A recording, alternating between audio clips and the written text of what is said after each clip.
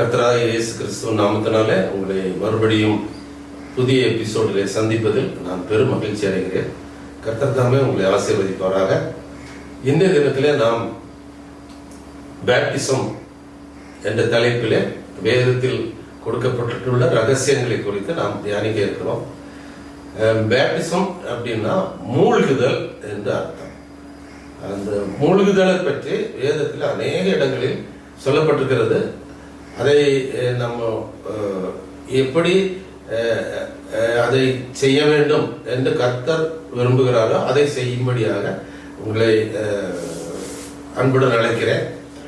மூழ்குதல் என்பது தண்ணீரில் மூழ்கலாம், கிறிஸ்துவின் இரத்தத்தில் மூழ்கலாம், காணப்படாத பரிசுத்த ஆவியில் மூழ்கலாம்.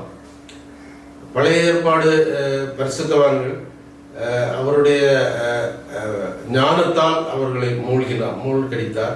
அந்த ஒரு மூழ்கல் உண்டு. இஸ்ரவேலர் செங்கடலை கடக்கும் போது மேகத்தினால் அவர்கள் மூழ்கினார்கள். அப்படியாக மூழ்குதல் என்ற வார்த்தைக்கு பேர் ஸ்நானம். அதை ஞான ஸ்நானம் என்று நாம் வேதத்திலே வாசிக்கிறோம். அதை ஒவ்வொரு இடத்திலும் ஒவ்வொரு விதமாக கர்த்தர் வெளிப்பட்ட விதம். அதற்காக எல்லாவற்றையும் ஸ்நானம் என்றாலே தண்ணீர் என்று நாம் எடுத்துக்கொள்ளக்கூடாது. அதிலே முக்கியமாக ஒன்று இருக்கிறது, அவருடைய நாமத்தினாலே மூழ்கிறது.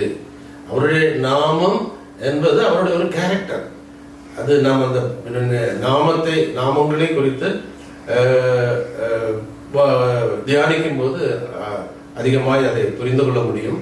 அப்போ அவருடைய நாமம் என்பதற்கு ஹீப்ருவில் ஹஷம் அப்படின்னு அர்த்தம். அந்த ஹஷம் என்றால் அவருடைய நாமம். அந்த நாமத்தை பிதா இயேசுக்கு கொடுத்தார். எல்லா நாமத்துக்கும் மேலான நாமம் இயேசு. எல்லா ஹஷம் கர்த்தருடைய பிதாவுடைய நாமம் என்கிற அந்த கேரக்டருக்கு உரியவராய் இயேசுவை அவர் எடுத்தார். அதுதான் கர்த்தராகிய இயேசுவின் நாமத்தினாலே என்று நாம் சொல்லுகிறது. அவருடைய நாமத்தில் நாம் மூழ்கிறது. யோவானும் பேதுருவும் தேவாலயத்திலே 9ஆம் மணி வேளையிலே பிரார்த்தனைக்காக சொல்லும் போது அங்கே ஒரு முடவனை காண்கிறார்கள். அவன் பணம் வேண்டும் என்று கேட்டான். ஆனால் அவருக்கு விசுவாசம் வரும்படியாக அவர்கள் கர்த்தராகிய இயேசு கிறிஸ்து நாமத்தினாலே நீ சர்வாங்க சுகத்தை பெற்றுக்கொள் என்று சொன்னார்கள். அப்ப அந்த இயேசுவின் நாமத்தை சொல்லும் போது வேதத்தில் எழுதப்பட்டிருக்கிறது, அவனுக்குள் விசுவாசம் வந்தது. இயேசுவின் நாமத்தினாலே அவன் மூழ்கப்பட்டான். அதனால் அவனுக்கு விசுவாசம் வந்தது, அவன் சர்வாங்க சுகமடைந்தான் என்று இருக்கிறது. அதுபோல மூழ்குதல் என்ற இந்த விசேஷமான ஒரு காரியத்தை நாம் வேதத்திலே சிலுவையில் இருந்து கற்றுக்கொள்ள இருக்கிறோம். சிலுவையிலே லூக்கா 23ஆம் அதிகாரம் 35 முதல் 43 வரை வாசிப்போம் என்றால், ஜனங்கள் நின்று பார்த்து கொண்டிருந்தார்கள். சிலுவையில் அவரை அறைந்த பின்பு ஜனங்கள் நின்று பார்த்து கொண்டிருந்தார்கள். அவர்களோட கூட அதிகாரிகளும் அவரை இகழ்ந்து, இவன் மற்றவர்களை ரட்சித்தான், இவன் தேவனால் தெரிந்து கொள்ளப்பட்ட கிறிஸ்தவனால் தன்னைத்தானே ரட்சித்துக் கொள்ளட்டும் என்றார்கள். போர் செய்வரும் அவரிடத்தில் சேர்ந்து அவருக்கு காடியை கொடுத்து, நீ யூதரின் ராஜாவானால் உன்னை ரட்சித்துக் கொள் என்று அவரை பரியாசம் பண்ணினார்கள்.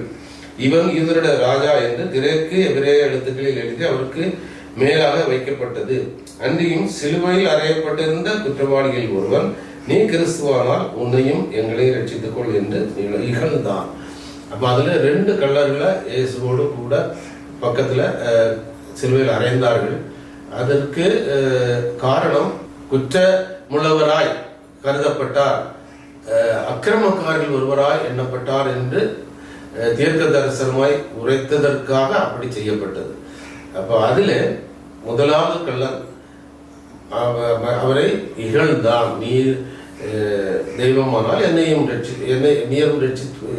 நீர் வந்து என்னையும் பூலோகத்தில் கொண்டு வாங்க அப்படின்னா, அவன் அப்படி சொல்ல காரணம், அவன் கீழே பார்த்து கொண்டிருக்கும் போது அந்த அதிகாரிகளும் போர் சேவகரும் வேத பாரகரும் பிரதான ஆசாரியரும் பேசின வார்த்தையை கேட்டு அவன் அதையே இயேசுவிடம் சொன்னான்.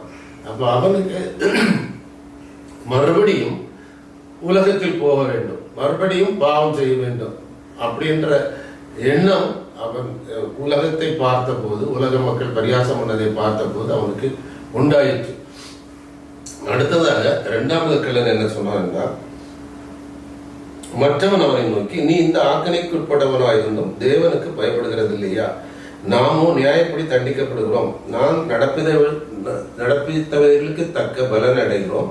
இவரோ தகாத ஒன்றையும் நடக்கவில்லையே என்று அவனை கடிந்து கொண்டு இயேசுவை நோக்கி, ஆண்டவரே, உம்முடைய ராஜ்யத்தில் வரும்போது அடியேனை நினைத்தருளும் என்றான். இயேசு அவனை நோக்கி, இன்றைக்கு நீ என்னுடைய கூட பரதீசில் இருப்பாய் என்று மெய்யாகவே உனக்கு சொல்லுகிறேன் என்றார். இரண்டாவது கள்ளன் என்று சொல்லப்பட்ட அவனை இப்போ கள்ளன் அல்ல, அவன் நீதிமான் ஆக்கப்பட்டு விட்டான்.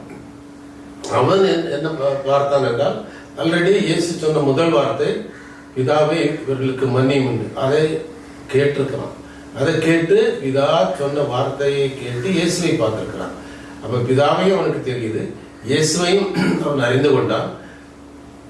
அவன் மரித்து கொண்டிருக்கிறான். ஒரு சில மணித்துளிகள், எவ்வளவு நிமிஷம் அவனுக்கு உயிரோடு இருப்பான்னு அவனுக்கு தெரியாது.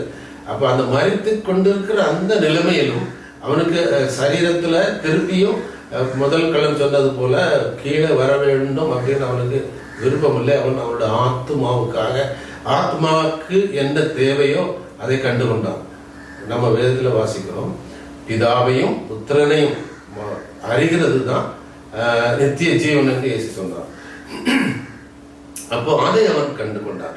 அது மாத்திரமல்ல, நாம் தண்டிக்கப்படுகிறோம், அது நாம் செய்த தவறுக்காக தண்டிக்கப்படுகிறோம் என்று அவன் சொல்ல காரணம், பரிசுத்த ஆவியானவரால் அவன் உணர்த்தப்பட்டான். அப்போது அவன் உணர்த்தப்பட்ட போது அவனுக்குள் ஒரு பெரிய மாற்றம் வந்தது. அவன் பழைய பாவத்தை செய்ய அவனுக்கு விருப்பம் இல்லை. அது வேண்டாம், என்னுடைய ஆத்மா புதிய மனுஷனாய் மாறட்டும் என்று விட்டு கொடுத்த போது ஆண்டவர் அவனை மாற்றினார். அப்போ புதிய மனுஷனாக அவன் அந்த முதல் கள்ளன்ட்ட சொல்றான், நீ அவரை ஏன் நிந்திக்கிறாய், அவர் நீதிமான். அதாவது அவனுக்கு சுவிசேஷம் சொல்ல ஆரம்பித்து விட்டான். சொல்லும் போது அவன் புதிய மனுஷனாய் மாறிவிட்டான். இதிலிருந்து, இந்த சம்பவத்திலிருந்து அநேக காரியங்களை நாம் தெரிந்து கொள்ள முடியும். அது மாத்திரமா இயேசுவை இன்னொரு ராஜ்யத்துல உள்ளவராய், அதற்கு அதிகாரியாய், அதற்குள்ள ஆண்டவராய் அவன் கண்டான். அதை பார்த்து விசுவாசித்தான். விசுவாசித்ததை அறிக்கை பண்ணினான். நம்ம அநேக காரியங்கள்ல விசுவாசிக்கிறோம், பேசாம இருந்து விடுகிறோம். அறிக்கை பண்ணாவிட்டால் அது நடக்காது. ஸோ அவன் அந்த நிமிஷத்தில் அவனுக்கு எப்படி அது சொல்ல வேண்டும் என்று பரிசுத்த ஆவியானவர் உணர்த்தினாரோ அப்படியே செய்தான். அப்போ ஆண்டவரும் அப்படிப்பட்ட ஒருவனை அங்கீகரித்தார். அது ஒரு பெரிய ஆழமான விஷயம். அந்த இடத்துல என்ன நடந்தது என்றால், அவனுடைய பாவங்களை அவர் சுமந்து தீர்த்து விட்டபடியால் அவனை அழைத்து கொண்டு போய்விட்டார். இப்போ இது நம்ம இந்த சம்பவம் எப்படி எதன் அடிப்படையில் நடக்கிறது என்றால், பழைய ஏற்பாடில் ஆசரிப்பு கூடாரத்தில் பலியிடுவார்கள். பலியிடும்போது பிரதான ஆசாரியன் 2 பலியிடுவார். அதை நம்ம எபிரேயர் 7ஆம் அதிகாரத்திலே வாசிக்கிறோம். பிரதான ஆசாரியன் 2 பலி எதற்காக என்றால், ஒன்று தனக்காகவும், 2 பலியால் 2 முறை பலியிடுவோம். ஒன்று தனக்காகவும், 2வது ஜனங்களுக்காகவும். எபிரேயர் 7ஆம் அதிகாரத்தில் வாசிக்கிறோம். ஆனால் கிறிஸ்துவ ஒரே பலியாய், தன்னை ஒரே பலியாய் ஒப்பு கொடுத்து அதை நிறைவேற்றினார் அப்படின்னு இருக்கு. அப்ப கிறிஸ்து பலியிடப்படும் போதே இன்னொரு பலியையும் அவர் ஏற்றுக்கொண்டதனுடைய தெளிவு தான் அது. அவர்களுடைய பலி நடக்கும் போதே அவர் இன்னொரு ஆத்மாவையும் சேர்த்து கொண்டார். அது ஒரு பெரிய அற்புதம். இந்த 2வது கள்ளன் வாழ்க்கையில நடந்தது இயேசு இதுவரை செய்திராத அற்புதத்தின் அற்புதம். இதுதான் ஒரு மனுஷனுக்கு, ஒரு ஆத்மா ரட்சிப்புக்கு தேவை. அவனுடைய பாவங்களை மன்னித்தார். அவனை புது சிருஷ்டியாய் கண்டார். அவனை பரலோகத்துக்கு கொண்டு போவதற்காக ஜீவ புத்தகத்தில் பேரை எழுதி அப்படியே கொண்டு போய்விட்டார். அது மாத்திரமல்ல, அவர் பிரதான ஆசிரியராய் மாறின போது அவர் அவன் இரத்தத்தால் கழுவினார். அது அவனுக்கு கிடைத்த பெரிய பாக்கியம். ஆனால் இந்த முதல் கள்ளனோ அதை ஒன்றையும் அவனுக்கு அனுபவிக்க முடியாமல் தலை கீழே பார்த்தவனாய் உலகத்தையே பார்த்து பாதாளத்துக்கு போய்விட்டார். முதல் கள்ளனை பற்றி ஒரு வார்த்தை நம்ம வேதத்தில் வாசிக்கலாம். 1 கொரிந்தியர் 15:19 எழுதியிருக்கிறது, இவ்வுலகத்திற்காக மாத்திரம் கிறிஸ்துவின் மேல் விசுவாசமாக இருக்கிறவர்கள் மிகவும் பரிதவிக்கப்பட்டவர்கள். அந்த முதல் கள்ளனுடைய பரிதாபம் அப்படிதான். அவன் அவ்வளவு ஒரு பலிபீடத்துல போய்விட்டு பலியாக கிறிஸ்துவோடு சேர முடியாத ஒரு துர்பாக்கிய நிலைமையிலே அவன் அதை இழந்து விட்டான். இப்போ நாம் இதைத்தான் ஞான ஸ்நானம் என்று அங்கீகரிக்க வேண்டும். காரணம், இதைத்தான் ஸ்நானம் என்று இயேசு சொன்னார். அது எப்படி என்றால், கடைசி முறையாக கிறிஸ்து எரிகோவிலிருந்து எருசலேமுக்கு பிரயாணப்பட்டு வருகிறார். தான் ஒப்புக்கெடுக்கப்பட போகிறார் என்று சீசரோடும் வரும்போது அவருடைய சீசர் 2 சீசர்கள், யோவான், யாக்கோபுடைய அம்மா சலோமி அவர்களும் கூட வந்தார்கள். வந்தபோது அந்த அம்மாவுக்கும் அவ்வளவு வெளிப்பாடு, பிதா இயேசுவே, நீர் உம்முடைய ராஜ்யத்தில் வரும்போது என்னுடைய குமாரர்கள் 2 பேரும் இல்லை, ஒருத்தர் உன்னுடைய வலது பக்கத்திலும் இன்னொருத்தர் உன்னுடைய இடது பக்கத்தில் இருக்கணும் அப்படின்னு ஜெபம் பண்ணினார், வேண்டிக் கொண்டார். அப்ப இயேசு என்ன சொல்லுவார்? என்னுடைய ராஜ்யத்தில் வர வேண்டும் என்றால் நான் பெரும் ஸ்நானம் பெற வேண்டும் அப்படின்னார்.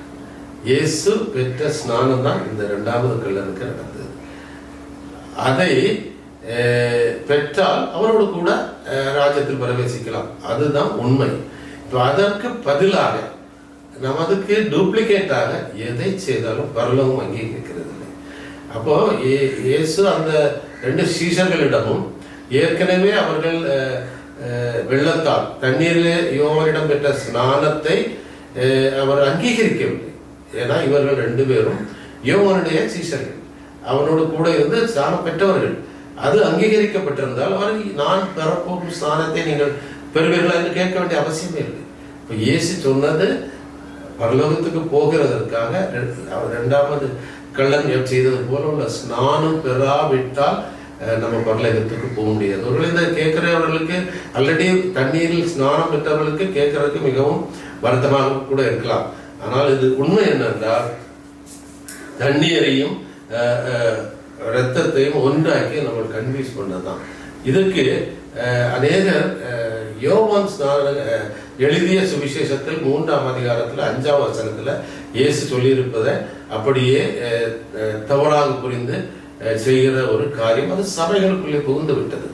எப்படி என்றால், ஒருவன் நிக்கதோமோடு இயேசு பேசுவார். அவன் ஒரு ஹீப்ரு டீச்சர், ஸ்காலர். அவர்கள் 2 பேரும் பேசிக்கொண்டது ஹீப்ருல, வேற எந்த பாஷையில இல்லை. அப்போ அவனிடம் சொல்லுவார், நீ மறுபடியும் பிறக்க வேண்டும் என்று.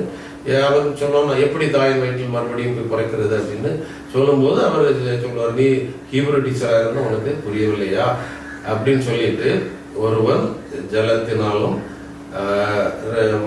ஆவியினாலும் பிறவாவிட்டால் தேவனுடைய ராஜ்யத்தில் பிரவேசிக்க மாட்டான். உண்மைதான். அப்ப இயேசு ஜலம் என்று சொன்னது ஹீப்ருல சொல்லியிருப்பார். ஹீப்ருல ஜலத்துக்கும் இரத்தத்துக்கும் ஒரே வார்த்தை தான் மேம். அதை நம்ம ஹீப்ரு சாட்டில் பார்க்கலாம். மேம் என்றால் தண்ணீர், அடுத்தது ரத்தம், அடுத்தது அந்த மேம் மூலம் நடக்கிற கேவாஸ். தண்ணீர் உலகத்தை அழிச்சிடும். அதை குறிப்பிடுவதற்காக கொடுக்கப்பட்ட எழுத்து தான் மேம். அப்போ இயேசு இதைத்தான் சொல்லி இருக்கிறார். அவன்கிட்ட இரத்தத்தால் கழுகப்பட வேண்டும், இரத்தத்தில் ஸ்நானம் பெற வேண்டும் என்று. அப்ப ஏன் அவரும் முதல்ல உள்ளதாக நம்ம எடுத்துக்கொள்ளக்கூடாது என்றால், கிறிஸ்து பழைய ஏற்பாடில் வெள்ளத்தால் வெளிப்பட்டார் என்று நம்ம 1 கொரிந்தியர் 10ஆவது அதிகாரத்தில் வாசிக்கிறோம். அவர் ஞான கண்மலை, அந்த யூதர்கள் பிரயாணம் பண்ணி போகும்போது தண்ணீர் இல்லாததினால் அவர்கள் முறுமுறுத்தார்கள். அப்போது ஆண்டவர் மோசேயிட சொல்லி அந்த கண்மலையை அடிக்க சொல்லுவார்கள். அவர் அடித்தார், அது தண்ணீர் வந்தது. அதை அவர்கள் குடித்தார்கள் என்று நம்ம வேதத்தில் வாசிக்கிறோம். 1 கொரிந்தியர் 10 அதில் எழுதியிருக்கிறது. அவர்கள் அந்த தண்ணீரை குடித்து அப்பத்தை சாப்பிட்டார்கள். அது அவர்களுடைய ராப்பதின பந்தி போல் நடந்தது. இயேசு பழைய ஏற்பாடில் வெள்ளத்தினால் தண்ணீரினால் வெளிப்பட்டார், புதிய ஏற்பாட்டில் அவர் இரத்தத்தினால் வெளிப்பட்டார். இதை 1 யோவான் 5 நம்ம வாசிக்கலாம். இயேசு தண்ணீரினால் மாத்திரமல்ல, தண்ணீரினாலும் இரத்தத்தினாலும் வெளிப்பட்டார். அப்போ முன்பு நடந்ததை மாற்றி ஆண்டவர் அடுத்தது இரத்தத்தால் உள்ள அனுபவத்தை தான் கொண்டு வந்தார். அதை தான் இந்த சிலுவையிலே அவர் காண்பித்தார். இயேசு அநேக காரியங்களை பழைய ஏற்பாடுல சொன்னப்பட்டதை திருப்பி அடுத்த இதில் கொண்டு வரும்போது அதை மாற்றி விடுவார். பழைய ஏற்பாடுல விருத்த சேதனம் என்பது மாமிசத்தில் செய்கிறது, புதிய ஏற்பாடுல இருதயத்தில் செய்கிறது. மாமிசத்தில் செய்கிறது காணப்படுகிறது, இருதயத்தில் செய்கிறது காணப்படாதது. அதே போல உடன்படி, ஆபிரகாமோடு செய்த உடன்படி காணப்படுகிறது, நம்மோடு செய்கிறது காணப்படாத உடன்படி. பழைய ஏற்பாடுல காணப்படுகிற டேப்லெட்ல பழைய கற்பலையில எழுதுகிற வார்த்தை, புதிய ஏற்பாட்டில் காணப்படாத நம்முடைய இருதயத்தில் எழுதுகிற வார்த்தை. அது காணப்படுகிறது நித்தியம் அல்ல, காணப்படாதது தான் நித்தியம். இதை தான் இயேசு அப்போஸ்தலர் நடவடிக்கைகளில் 1 சீடர்களோடு சொல்லுவார்.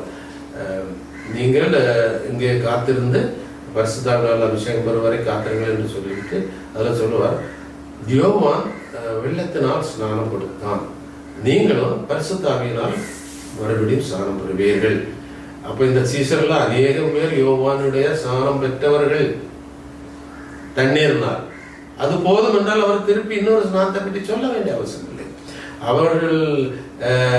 அவர் யோவானை பற்றி சொல்லும் போது அவன் மனுஷன், அவன் கொடுத்தது தண்ணீர், காணப்படுகிற ஒரு மூழ்குதல். ஆனால் அவர் இயேசு சொன்னது, நீங்கள் ஆவியினால் ஞானஸ்தானம் கொடுக்கிறவர் காணப்படாத தெய்வம், அவர் கொடுக்கிற ப்ராசஸ் காணப்படாதது, அவர் தெய்வமா இருக்கிறார், அது பெர்மனன்ட். ஸோ அதனால் ஆண்டவர் காணப்படுகிற ஒன்றையும் காணப்படாத ஒன்றையும் சேர்த்து செய்தால் பரலோகம் வரும் என்று சொல்ல வாய்ப்பே இல்லை. அததான் யோகான் 3 நிக்கதமோடு சொன்ன போது அது ரெண்டுமே காணப்படாது. ஏன்னா கர்த்தர் சொன்ன வார்த்தை அவர் மாற்றுவதில்லை. வேதத்திலே அநேக இடங்களில் வாசிக்கிறோம், காண்பது நித்தியம் அல்ல, காணப்படாதது நித்தியம். காண்கிற நம்ம சரீரம் நித்தியம் அல்ல, காணப்படாத நம்முடைய ஆத்மா நித்தியம். அந்த காணப்படாத ஆத்மாவுக்கு உள்ள ஸ்நானம் காணப்படாத தெய்வம் கொடுத்த ப்ராசஸ் தான். அது தெய்வனோட இயேசுவோட ரத்தம். அது மாத்திரமல்ல, நம்ம இதுல ரோமர்ல வாசிக்கிறோம், இரத்தத்தின் மேல் உள்ள விசுவாசத்தினால், இரத்தம் காணப்படாதது, அது மேல் உள்ள விசுவாசத்தினால் நீங்கள் ரட்சிக்கப்பட்டீர்கள், மீட்கப்பட்டீர்கள் என்று. அப்போ அதை நம்ம பின்பற்றாம அதுக்கு பதிலாக இன்னொரு காரியத்தை, வேற ஒரு ரீப்ளேஸ்மெண்ட்டை, டூப்ளிகேட்டை செய்தால், ஒருவேளை நீங்கள் கேட்கறதுக்கு வருத்தமா இருக்கலாம், பட் செய்தால் அது இட் இஸ் நாட் அக்செப்டட். ஆண்டவர் சொன்னது தான், அதை செய்ததை பின்பற்ற வேண்டி கண்டிப்பாக பின்பற்றி ஆக வேண்டும். ஒருவேளை நீங்க நினைக்கலாம், எல்லா சபைகளிலும் கொடுக்கிற ஸ்நானம் தவறா. நான் இப்போ சொல்லுகிறேன்,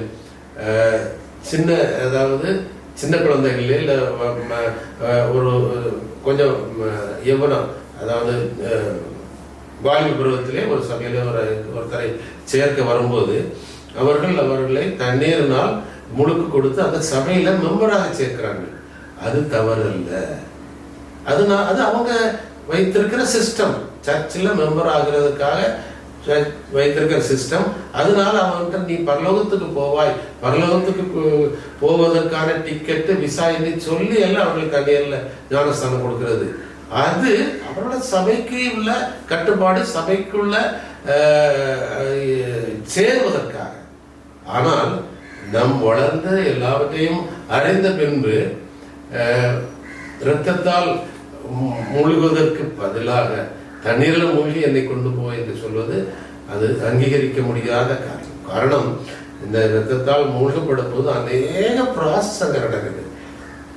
இயேசு ஒருத்தரை இரத்தத்தால் கழுகப்படும் போது அவனை வலியாக அங்கீகரிக்கிறார்.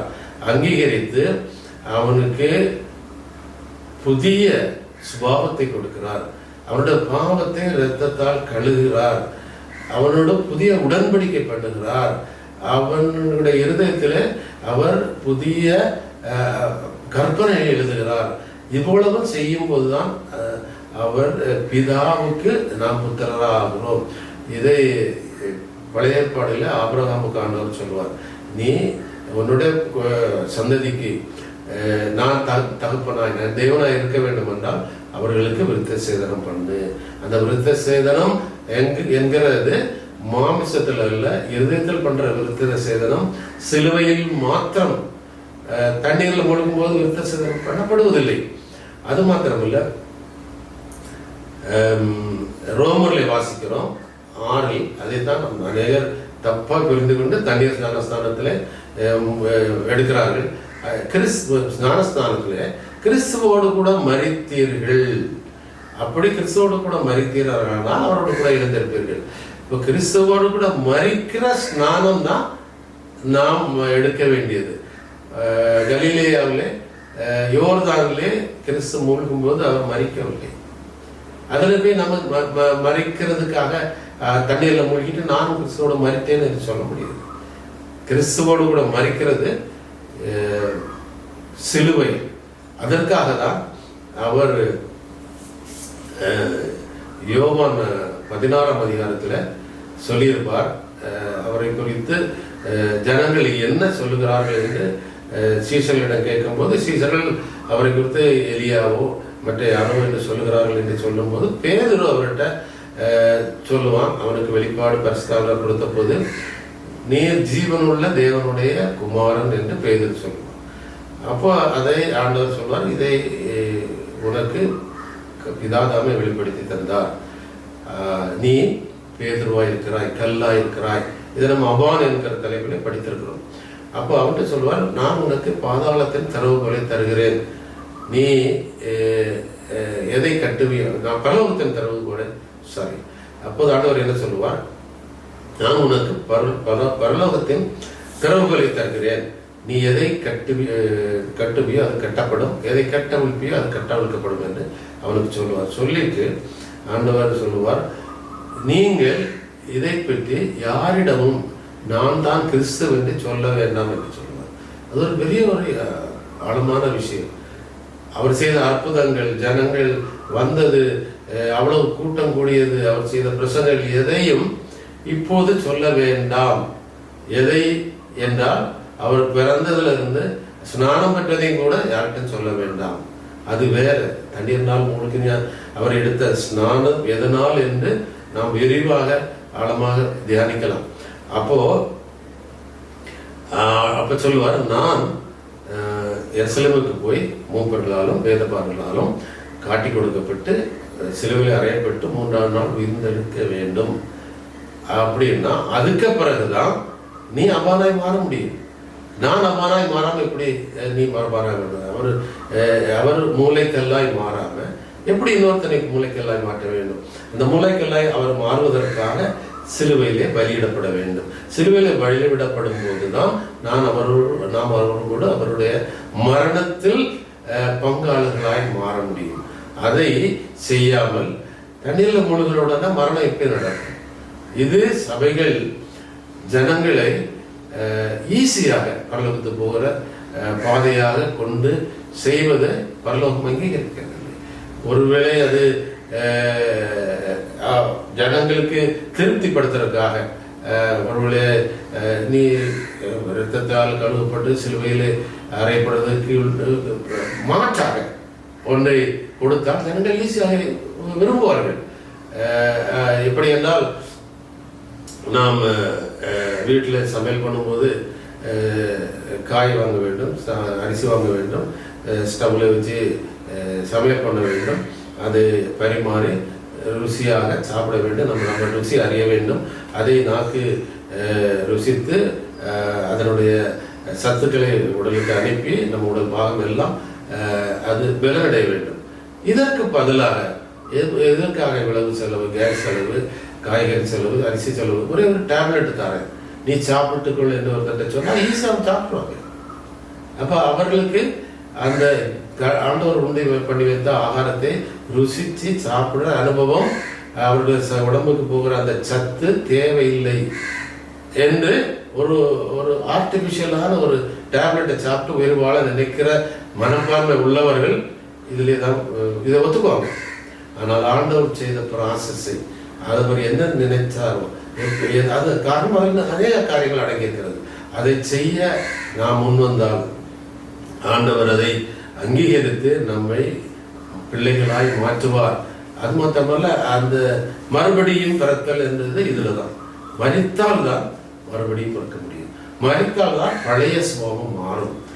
ஒருவேளை நீங்கள் தண்ணீரில் மூழ்கி ஸ்நானப்பட்டேன் என்று சொல்லீர்களானால் உங்களுடைய பழைய மனுஷன் உங்களோடு கூட இருப்பானால் அது நீங்கள் பெற்ற ஸ்நானத்தினாலே உங்கள் பழைய சுபாவம் மாறவில்லை, மரிக்கவில்லை. அது மாத்திரமல்ல, விருத்த சேதனம் இருதயத்தில் பண்ணப்படுகிறது. அது என்னவென்றால் பழைய பாவத்துக்கு காரணமாயிருந்த கண்களின் இச்சை, மாமிசத்தின் இச்சை, ஜீவனத்தின் பெருமை, அது ஏவாள் கொண்டு வந்ததை நாம் இருதயத்திலே வைத்துக் கொண்டுதான் ஜீவித்துக் கொண்டிருக்கிறோம். அதை வெட்டி தூர போக விட்டால் நமக்கு உள்ளே இருதயத்திலே அந்த 3 கேரக்டரும் இருந்து கொண்டே இருக்கும். அப்போ புதிய மனுஷனாய் மாறணும் என்றால் இந்த விருத்த சேதம் நடக்க வேண்டும். இல்லாவிட்டால் அந்த பழைய மனுஷன் சுபாவம் உள்ளே இருக்கும். அதை கொண்டு நாம் தண்ணீரில் மூழ்கி விட்டு நான் பரலோகம் போவேன் என்று ஒரு போலியான வாழ்க்கை வாழ்ந்தால் பரலோகம் அதை அங்கீகரிக்கவே செய்யாது. இதை மனதில் வைத்துக் கொண்டு நாம் வாழ வேண்டும். ஆண்டவர் சொன்ன நியமங்களை ஒரு புள்ளி, ஒரு கமா கூட மாற்ற நமக்கு அதிகாரம் இல்லை.